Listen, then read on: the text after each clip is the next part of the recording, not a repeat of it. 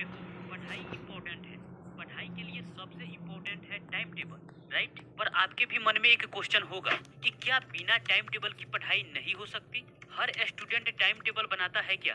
तो एक छोटी सी एग्जांपल से समझते हैं। जैसे कि अगर मुझे सुबह उठकर पढ़ना है, ये मैं जानता हूँ, लेकिन मैंने ये क्लियर नहीं की है कि कब से पढ़ना है और कितने घंटे पढ़ना है। तो इस वजह से हमारा सुबह उठने का टाइम फिक्स नहीं होगा, पढ़ने का समय निश्चित नहीं होगा, कितने घंटे पढ़ पाएंगे ये भी निश्चित नहीं, क्या डेली पढ़ पाएंगे ये भी फिक्स नहीं। लेकिन अच्छे नॉलेज के लिए डेली पढ़ना जरूरी है। स्कूल कॉलेज टाइम पर जाते हो, कोचिंग भी टाइम पर जाते हो, ट्रेन टाइम पर आती है, बस टाइम पर आती है, फ्लाइट भी टाइम पर टेक ऑफ करती है।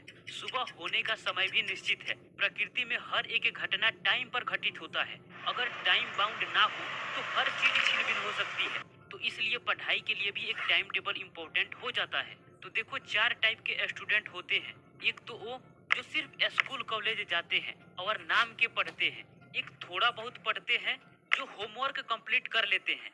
एक वो होता है जो इन दोनों से ऊपर होता है, जिसको बी टाइप स्टूडेंट बोलते हैं। ये टॉप लेवल की पढ़ाई नहीं करते और ना ही लो लेवल की पढ़ाई करते हैं। ये टॉपर और लोअर के बीच में रहते हैं। तो इन तीनों कैटेगरी के जो स्टूडेंट हैं वो टाइम टेबल नहीं बनाते। अगर बनाते भी हैं तो कुछ दिन के लिए, और कभी फॉलो होता है और कभी नहीं होता। लेकिन जो टॉपर लेवल के स्टूडेंट हैं वो एक टाइम टेबल बनाते हैं, तभी तो इनका एग्जाम से पहले सिलेबस कंप्लीट हो जाता है और कई बार रिवीजन करते हैं और टॉपर्स की कैटेगरी में शामिल हो जाते हैं। तो टॉपर्स को ये सब पता रहता है कि सिलेबस कितना कंप्लीट हुआ है और कितना बाकी है और कब तक कंप्लीट होगा। और जो स्टूडेंट टाइम टेबल नहीं बनाते उनको पता ही नहीं चलता कि उनका समय कैसे खत्म हो रहा है, कितना सिलेबस कंप्लीट हुआ है और कितना बाकी है। ये सब पता नहीं रहता, इसीलिए तो एग्जाम के समय रोते हैं कि मेरा इतना सिलेबस बाकी है, कैसे होगा कैसे होगा। तो ये सिचुएशन ना आए, इसीलिए टाइम टेबल बनाना पड़ता है। देखो, आप बिना टाइम टेबल के भी पढ़ाई कर सकते हो, लेकिन नेक्स्ट लेवल की फोड़ना हो तो टाइम टेबल बनाना पड़ता है। और स्टडी स्टडी स्टडी और इंजॉय सब बैलेंस रहता है। तो देखो, स्टार्टिंग से टाइम टेबल बनाना और उसके अकॉर्डिंग स्टडी करना, इसका इतना बेनिफिट है। जो समझ जाता है वो टाइम टेबल बना लेता है। नंबर वन, लास्ट टाइम में पढ़ाई का प्रेशर नहीं होता। नंबर टू, अंडरस्टैंडिंग अच्छी होती है। नंबर थ्री, क्लास में आप स्मार्ट स्टूडेंट बनते हो, क्योंकि घर पर आप स्टडी करते हो तो टॉपिक्स को ज्यादा समझ पाते हो और क्लास में आप उसको एक्सप्लेन करते हो। नंबर फोर, हर दिन अच्छे से इंजॉय करते हो, पछतावा नहीं होता। नंबर फाइव, धीरे धीरे आप एक डिसिप्लिन्ड इंसान बन जाते हो जिसका इज्जत हर कोई करता है।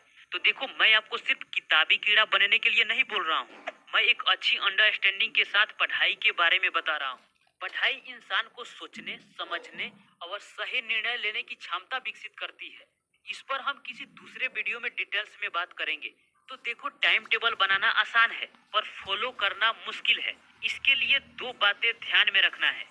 नंबर वन, किसी चीज का एडिक्शन ना हो। सोशल मीडिया का हो सकता है, गेम का हो सकता है, लेजीनेस का हो सकता है, प्रोक्रास्टिनेशन का हो सकता है, कंफर्ट जोन का हो सकता है, पोर्न का हो सकता है, मास्टरबेशन का हो सकता है। इसमें किसी भी चीज का एडिक्शन हो सकता है। क्या आपको किसी चीज का एडिक्शन है या नहीं? अगर है तो बताओ कि वो किस चीज का है। किसी चीज का एडिक्शन होना, इसका मतलब ये है कि आपका मैक्सिमम टाइम और एनर्जी उस एडिक्टिव चीज से खुद को सेटिस्फाई करने में खत्म हो जाता है।